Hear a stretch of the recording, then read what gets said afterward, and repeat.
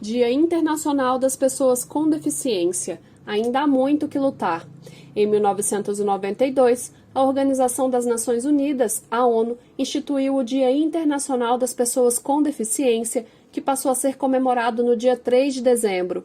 O objetivo da data é o de conscientizar a população a respeito da importância de assegurar uma melhor qualidade de vida a todas as pessoas com deficiência, tendo em mente que as pessoas com deficiência não são menos capacitadas e, assim como todas as outras, possuem direitos e deveres assegurados. Apesar da importância desta data, infelizmente não temos muito o que comemorar. O governo do presidente Jair Bolsonaro tem provocado uma onda de retrocessos. Para lutar contra esses ataques sistemáticos dos governos federal e distrital, o sindicato tem realizado atos, ações e representações com o intuito de defender os direitos da pessoa com deficiência. Onda de ataques. No final de 2019, ocorreu o primeiro ataque do governo Bolsonaro à lei de cotas, com envio à Câmara dos Deputados do PL 6.159 de 2019, que desobriga as empresas a contratarem conforme a lei, podendo substituir a contratação por 2 salários mínimos pagos ao governo. A atuação dos movimentos das pessoas com deficiência conseguiu barrar o retrocesso. Já no começo do ano de 2020, o governo soltou o Decreto 10.177 de 2019, editado pelo governo federal, que buscava mexer na composição do Conselho Nacional dos Direitos das Pessoas com Deficiência, o CONAD. Pouco antes da quarentena, ficava demonstrada a falta de compromisso de Bolsonaro com o segmento, retirada da AMPID, Associação Nacional de Membros do Ministério Público de Defesa dos Direitos dos Idosos e Pessoas com Deficiência, do CONAD, e a extinção da Comissão de Atos Normativos. Em julho, em meio à pandemia da Covid-19, o governo atacou mais uma vez a Lei 8.213 de 91, a conhecida Lei de Cotas, isso dias antes dela completar 29 anos. A ideia era incluir na mesma lei jovens de até 29 anos egressos do sistema de acolhimento no mercado de trabalho. Artigo 93. A empresa com 100 ou mais funcionários está obrigada a preencher de 2 a 5% dos seus cargos com beneficiários reabilitados ou pessoas portadoras de deficiência na seguinte proporção legal: até 200 funcionários, 2%. De 201 a 500 funcionários, 3%. De 501 a 1.000 funcionários, 4%. De 1.001 em diante funcionários, 5%. No final de setembro, mais um golpe contra os direitos de pessoas com deficiências. O Decreto número 10.502 de 2020, que instituiu a Política Nacional de Educação Especial, equitativa, inclusiva e com aprendizado ao longo da vida, é uma verdadeira afronta à Constituição da República, à Convenção sobre os Direitos das Pessoas com Deficiência e à Lei nº 13.146 de 2015. O decreto é um retrocesso de mais de 30 anos. Um dos grandes problemas desse decreto é a não demarcação do território público da oferta dos atendimentos.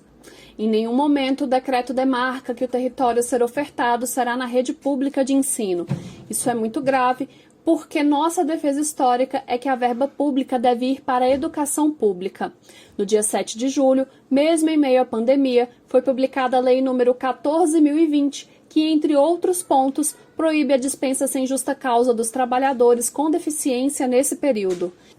Ela dispõe sobre as medidas trabalhistas para o enfrentamento dos impactos nos empregos em razão do estado de calamidade pública ocasionada pelo coronavírus.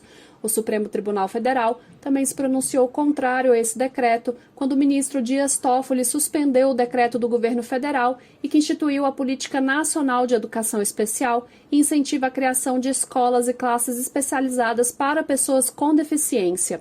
Segundo o magistrado, a norma fragiliza o imperativo da inclusão de alunos com deficiência.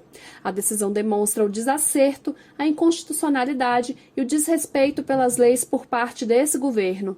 A política educacional para pessoas com deficiência sempre foi uma prioridade para a diretoria do Simpro-DF. Temos sido protagonistas na luta pela inclusão e pelas metas 4, tanto do Plano Nacional de Educação, o PNE, quanto do Plano Distrital de Educação, o PDE. Essa bandeira sempre foi erguida sob a perspectiva de prioridade máxima, pela defesa da oferta de uma educação inclusiva de qualidade e pela ampliação de formas de atendimento a estudantes com deficiência, pelo fim da terminalidade e pela manutenção do atendimento exclusivo, quando houver a necessidade, na rede regular de ensino público, afirma Luciana Custódio, diretora do Simpro-DF.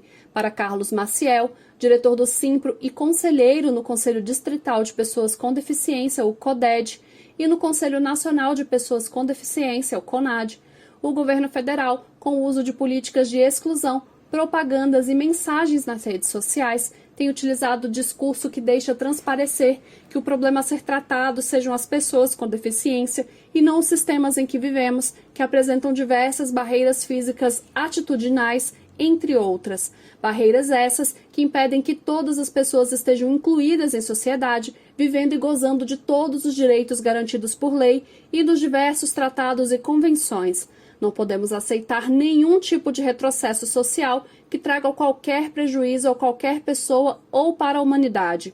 Esse dia é especial para reforçarmos a defesa pela educação inclusiva, pública, laica e de qualidade para todos e todas. O sindicato tem lutado constantemente contra essa onda de retrocessos e a participação dos professores e orientadores educacionais tem sido fundamental.